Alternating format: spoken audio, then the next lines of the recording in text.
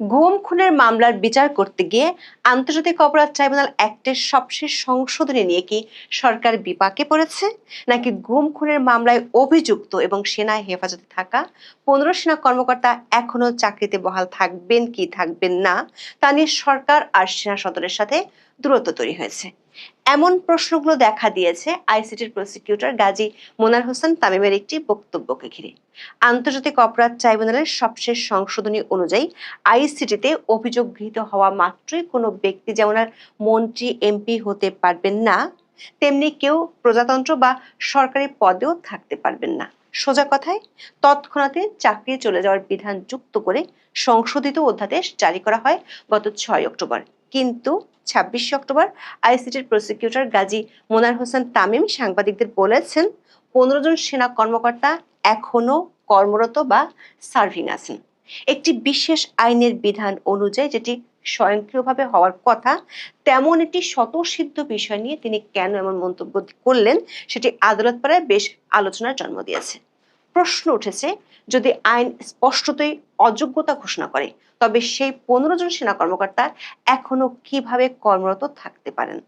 প্রসিকিউটরের বক্তব্য কি আইনের ভুল ব্যাখ্যা, নাকি তাদের তথ্যের অভাব, নাকি 11 অক্টোবরের পর থেকে সেনা সদর আর প্রসিকিউশনের মধ্যকার যে দূরত্ব সেটি আরো প্রকট হচ্ছে? বিস্তারিত জানতে চলুন যাওয়া যাক বিশ্লেষণে।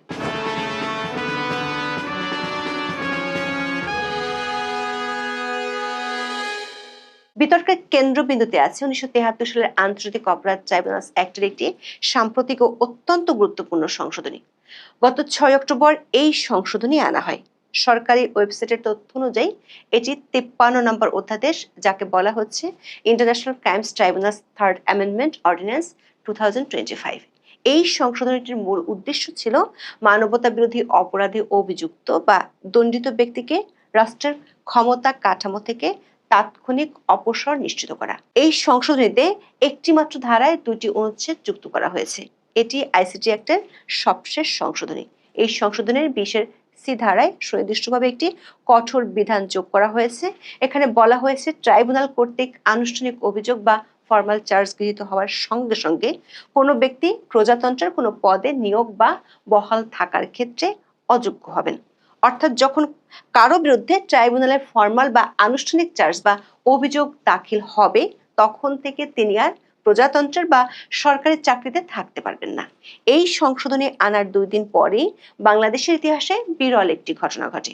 8 অক্টোবর বিগত আওয়ামী লীগ সরকারের সময় গুম, হত্যা, নির্যাতন ও বৈষম্য বিরোধী আন্দোলনের ঘটনায় দায়ের করা মানবতা বিরোধী অপরাধের 3 মামলায় সাবেক ও বর্তমান 25 সেনা কর্মকর্তা সহ মোট 30 জনের বিরুদ্ধে আদালতে অভিযোগ জমা পড়েছিল। ওই দিন আদালত তাদের বিরুদ্ধে গ্রেপ্তারি পরোয়ানা জারি করে। এই ঘটনার দেশব্যাপী বেশ আলোচনার জন্ম দেয়। প্রসিকিউশন থেকে তখন জানানো হয়েছিল, আদালতের দপ্তর থেকে আনুষ্ঠানিক গ্রেপ্তারি পরোয়ানা সেনা সদর সহ সংশ্লিষ্ট কর্তৃপক্ষের কাছে পাঠানো হয়েছে। 11 অক্টোবর সেনা সদর থেকে এ নিয়ে আনুষ্ঠানিকভাবে সাংবাদিকদের ব্রিফ করা হয়। জানানো হয়, সেনাবাহিনীর কাছে গ্রেপ্তারি পরোয়ানা না পৌঁছালেও আইনের প্রতি শ্রদ্ধাশীল হয়ে 15 কর্মরত সেনা কর্মকর্তাকে সেনা আইন অনুযায়ী হেফাজতে নেওয়া হয়েছে। এরপর অবশ্য চিফ প্রসিকিউটর বলেছিলেন, আইন অনুযায়ী তাদের পুলিশের মাধ্যমে গ্রেপ্তার দেখিয়ে আদালতে হাজির করতে হবে। 12 অক্টোবর স্বরাষ্ট্র মন্ত্রণালয় থেকে বিজ্ঞাপন জারি করে জানানো হয়, ঢাকা সেনানিবাসের একটি ভবনকে সরকার বিশেষ কারাগার বা সাবজেল হিসেবে ঘোষণা করেছে। এরপর অনেক ধরনের জল্পনা কল্পনা শেষে 22 অক্টোবর 15 সেনা কর্মকর্তাকে বাংলাদেশ জেল কর্তৃপক্ষের বিশেষ প্রিজন ভ্যানে করে আন্তর্জাতিক অপরাধ ট্রাইব্যুনালে নিয়ে যাওয়া হয়। আদালত তাদেরকে ওই দিন কারাগারে পাঠানোর নির্দেশ দেন। কারা কর্তৃপক্ষ জানিয়েছে, 15 সেনা কর্মকর্তাকে সেনা সদরের ভিতরে ঘোষণা করা ওই সাব জেলে রাখা হয়েছে। দর্শক, তখন থেকে একটি প্রশ্ন ঘুরপাক খাচ্ছিল সংশ্লিষ্টদের মনে। সেটি হলো, 6 অক্টোবরের সংশোধনী অনুযায়ী এই 15 সেনা কর্মকর্তা কি এখন চাকরিচ্যুত নাকি বরখাস্ত? 26 অক্টোবর আন্তর্জাতিক অপরাধ ট্রাইব্যুনালের prosecutor Gazi MS. Tamim briefing এ সাংবাদিকদের বলেন, এই 15 সেনা কর্মকর্তা এখনো কর্মরত রয়েছেন। দৈনিক প্রথম আলো ও দ্য বিজনেস স্ট্যান্ডার্ডের খবরে বলা হয়েছে, ব্রিফিং এ গাজী এম.এস. তামিমকে এক সাংবাদিক প্রশ্ন করেন, আপনি সেনা কর্মকর্তাদের সার্ভিং বলছেন, কিন্তু সংশোধিত আইন অনুযায়ী ফর্মাল চার্জ বা আনুষ্ঠানিক অভিযোগ গঠিত হলেই তাদের চাকরি থাকার কথা নয়। তাহলে তারা চাকরিচ্যুত না কর্মরত কোনটি বলা হবে? এর জবাবে প্রসিকিউটর তামিম বলেন, যেটা আইনে বলা আছে সেটাই আইনের ব্যাখ্যা। এখন সেনা সদর দপ্তর সিদ্ধান্ত নেবে এই আইন কবে তাদের ক্ষেত্রে প্রয়োগ করবে। যতক্ষণ না তা প্রয়োগ হচ্ছে ততক্ষণ পর্যন্ত তো সার্ভিং বা কর্মরত বলাই যায়। দর্শক, সবশেষ সংশোধনী অনুযায়ী 1973 সালের আইসিটি অ্যাক্টের 20-এর ধারা মতে আনুষ্ঠানিক অভিযোগ দায়ের হলেই সরকারি বা প্রজাতন্ত্রের চাকরিতে থাকতে পারার কথা নাই। এটাই এই অধ্যাদেশটির সবচেয়ে ব্যতিক্রমী দিক। সাধারণ ফৌজদারি আইন বা সরকারি চাকরি বিধিতে সাধারণত তখনই কোনো সরকারি কর্মচারীকে বরখাস্ত করা হয় যখন তিনি আদালত কর্তৃক দোষী সাব্যস্ত হন বা 1 বছরের বেশি মেয়াদের কারাদণ্ডে দণ্ডিত হন। কিন্তু 6 অক্টোবরের অধ্যাদেশ এই সাধারণ পদ্ধতির থেকে সম্পূর্ণ ভিন্ন। এখানে দণ্ডাদেশের অপেক্ষা নেই, শুধু আনুষ্ঠানিক অভিযোগ গ্রহণে অযোগ্যতা কার্যকর করার জন্য যথেষ্ট। ধারা 20-এর অনুযায়ী অভিযুক্ত ব্যক্তিকে ট্রাইব্যুনাল কর্তৃক অব্যাহতি বা খালাস না করা পর্যন্ত তিনি প্রজাতন্ত্রের কোনো পদে বহাল থাকতে পারবেন না। আইন বিশেষজ্ঞরা মনে করেন এই স্বয়ংক্রিয় অযোগ্যতার বিধান এই অপরাধগুলোর অস্বাভাবিক গুরুত্বকে প্রতিফলিত করে। এখন প্রশ্ন হলো, তাহলে প্রসিকিউটর তামিম কেন বলছেন সেনা সদর কার্যকর না করা পর্যন্ত তাদেরকে সার্ভিং বা কর্মরত বলা যেতে পারে? প্রশ্ন হলো, সামরিক কর্মকর্তারা কি আইএসটির এই বিধানের আওতায় পড়ে না?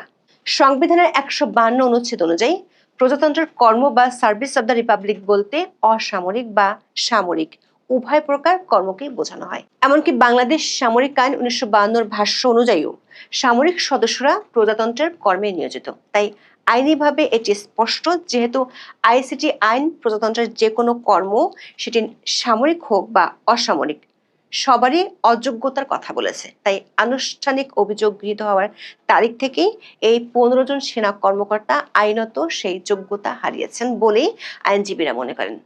দর্শক, আইনটির 20-এর ধারা স্বয়ংক্রিয় অযোগ্যতার কথাই তুলে ধরে।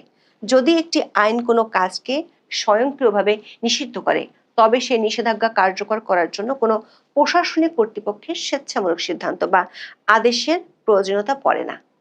আইনটি নিজেই কার্যকর হয়েছে আনুষ্ঠানিক অভিযোগ গ্রহণের তারিখ থেকে। কোনো প্রশাসনিক বিলম্ব এখানে আইনিভাবে গ্রহণযোগ্য হওয়ার সুযোগ থাকে না। আবার 1973 সালের আন্তর্জাতিক অপরাধ ট্রাইব্যুনাল বা আইসিটি অ্যাক্ট একটি বিশেষ আইন। আইনশাস্ত্রের একটি মৌলিক নীতি হলো লেক্স স্পেশালিস্ট ডেরোগেট লেগি জেনারেলি। এর অর্থ হলো বিশেষ আইন সাধারণ আইনের উপর প্রাধান্য পাবে। মানবতা বিরোধী অপরাধের বিচার একটি বিশেষ প্রকৃতির বিচার, যার জন্য আইসিটি আইন একটি বিশেষ আইন, যেটি লেক্স স্পেশালিস্ট হিসেবে পরিণত হয়েছে। অন্যদিকে 1952 সালের সামরিক আইন সামরিক বাহিনীর অভ্যন্তরীণ প্রশাসন নিয়ন্ত্রণ করে, তাই এটি সাধারণ আইন, যাকে বলে লেক্স জেনারেলাইজ। আইসিটি অ্যাক্টের 26 ধারায় আইনটিকে এই বিশেষত্ব দেওয়া হয়েছে। এছাড়াও সামরিক আইনের সেকশন 94, যা সাধারণত সামরিক অপরাধ এবং সাধারণ ফৌজদারি অপরাধের ক্ষেত্রে বিচারিক এখতিয়ার নির্ধারণ করে। এটি মানবতা বিরোধী অপরাধের ক্ষেত্রে প্রযোজ্য নয়, কারণ আন্তর্জাতিক অপরাধগুলো সাধারণ ফৌজদারি আদালত দ্বারা বিচার্য নয়। আবার সেনাবাহিনী ইতিমধ্যে অভিযুক্ত কর্মকর্তাদের সামরিক হেফাজতে নিয়েছে এবং ট্রাইব্যুনালে হাজির করেছে।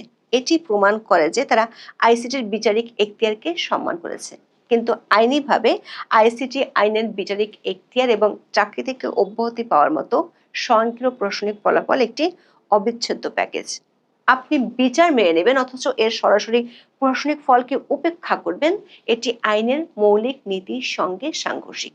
তাহলে প্রশ্ন হলো, যেটি আইনগতভাবে স্বয়ংক্রিয়ভাবে হওয়ার কথা, সে বিষয়টি নিয়ে প্রসিকিউটর কেন এমন বক্তব্য দিলেন? সেনাবাহিনী ও আদালত সূত্রগুলো বলছে, গত 11 অক্টোবর থেকে এই ইস্যুতে সেনাবাহিনী ও প্রসিকিউটরের বক্তব্যের মধ্যে অনেক গ্যাপ লক্ষ্য করা গেছে। সেনাবাহিনী বলছিল 15 জন সেনা কর্মকর্তা সেনা হেফাজতে আছেন। পরদিন প্রসিকিউশন দাবি করেছিল সেনাবাহিনী তাদের গ্রেপ্তারের ক্ষমতা নেই, পুলিশের মাধ্যমে গ্রেপ্তার দেখিয়ে তাদের আদালতে হাজির করতে হবে। দর্শক, প্রসিকিউটর তামিমের বক্তব্য থেকে পরিষ্কার, সেনা সদর 15 সেনা কর্মকর্তার চাকরির স্ট্যাটাস নিয়ে কোনো কিছু প্রসিকিউশনকে জানায়নি।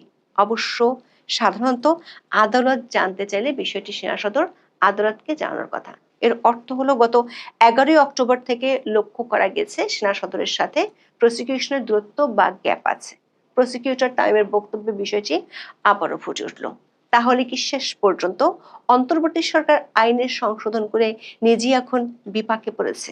কারণ প্রসিকিউটর তামিমের বক্তব্য যদি সত্যি হয় তাহলে সেটি আইনের কঠোর প্রয়োগের বিপরীতে প্রশাসনিক বাস্তবতার কাছে নতি স্বীকারের ইঙ্গিত দেয়। নাকি প্রসিকিউশন ইচ্ছে করে বিষয়টি জনসম্মুখে আনলেন যাতে সেনা সদরকে মানবতা বিরোধী অপরাধের মতো গুরুতর ইস্যুতে আইনের বাধ্যবাধকতার বিষয়টি জানিয়ে দেওয়া যায়। সেনা সূত্রগুলো বলছে বিষয়টি সেনা সদরের আদালতকে জানানোর কথা, প্রসিকিউশনকে নয়। প্রসিকিউশন আদালতের মাধ্যমে স্ট্যাটাস জানতে চাইতে পারে, কিন্তু সেটি না জেনে বক্তব্য করলে বিভ্রান্তি তৈরি হওয়ার আশঙ্কা দেখা দেয়। দর্শক, 15 সেনা কর্মকর্তাকে এসি বাসের প্রিজন ভ্যানে আনা, সাব জেলে রাখা, আবার অন্য সেনা কর্মকর্তা যেমন অবসরপ্রাপ্ত মেজর জেনারেল জিয়াউল হাসান ও সাবেক রিয়ার অ্যাডমিরাল সোহেলকে যেখানে হাতকড়া পরিয়ে আদালতে আনা হয়, সেখানে এই 15 সেনা কর্মকর্তার ক্ষেত্রে তা করা হয়নি। এনে আইনের চোখে সমতার নীতি লঙ্ঘনের ব্যাপারে সমালোচনা হচ্ছে। এর মধ্যে প্রসিকিউশনের নতুন মন্তব্য বিষয়টিকে আবারও গণমাধ্যমের শিরোনামে পরিণত করলো। এদিকে মামলা 3টি পরবর্তী শুনানির তারিখ আগে ছিল 20 নভেম্বর। তবে প্রসিকিউশনের পক্ষ থেকে তারিখ পরিবর্তনের আবেদন করা হলে ট্রাইব্যুনাল তা মঞ্জুর করে 23 ও 24 নভেম্বর নির্ধারণ করেছে। প্রসিকিউটর তামিম দাবি করেছেন প্রসিকিউশনের নিজস্ব জটিলতার কারণে এই সময় বাড়ানোর